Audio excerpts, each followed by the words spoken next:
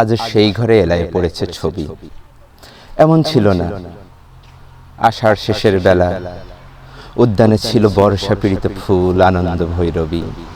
আজ সেই গোঠে আসে না রাখাল ছেলে, কাঁদে না মোহন বাসিটে বটের মূল।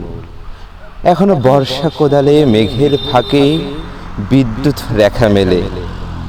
সে কি জানিত না এমনই দুঃসময় লাফ মেরে ধরে মোরগের লাল ঝুঁটি। সে কি জানিত না হৃদয়ের অপচয় কৃপণের বাম মুঠি। সে কি জানিত না যত বড় রাজধানী তত বিখ্যাত নয় হৃদয়পুর।